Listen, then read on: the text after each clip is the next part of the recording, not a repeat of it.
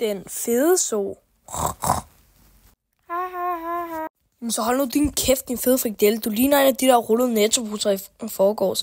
Kunne du ikke huske dengang, vi købte den der lille frikadelle? Den ligner dig på en prik. Hold nu kæft, ellers så lader jeg til dig en af mine runde dinosaurkugler. Du ligner en fucking frikadelle. Prøv at se på den her eksempel. Den større din lille røv. Jamen så hold nu din kæft, din lille Brøndby-fan. Du ligner en af de der personer, man køber fra Netto. Se her, jeg fandt så lige brun pinde. Det ligner næsten det lort, du lagde i går. Og jeg fandt nogle af dine lille små runde lorte. Han ligner næsten en af de der små runde dæmoner, vi fandt i går. Især mormor, når hun er lige ude af badet. Jeg henter lige 2 af de rådne guldrødder. Hvad fanden er en guldrød? Jamen er du helt fuld? Har du aldrig nogensinde set en guldrød? Det der små lille baboinger hele tiden spiser. Hvad fanden er en boing boing? Jamen jeg ved sgu da ikke, hvad fuck de hedder. Jeg har sådan en ven af dem, der bare hopper rundt hele tiden.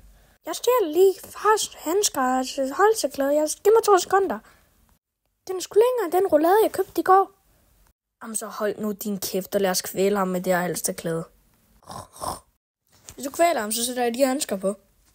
Den er sgu lige så grøn som den dinosaur, jeg har derhjemme, og jeg kommer og kvæle lige i tiden. Han er faktisk kommet og hænge sig selv op lige nu.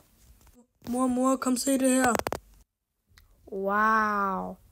Jeg har aldrig set grimmere nogensinde i mit liv. Det var en fejl. Jeg skulle aldrig have født jer. Hvad er nogen, der ser min jakke? Jeg fryser herovre den. Det er sådan minus 40.000 grader. Jamen far, så hold nu din kæft og kigge på den snemand, vi har lavet af dine stjålede ting. Du åndste Gud, hvem fuck har stjålet mit hamsterklæde? Det var ikke mig. Altså, jeg skal ikke kigge på mig, jeg er bare en snemand. Okay, det var faktisk Gustav Gris. Gustav, din lille fede bro.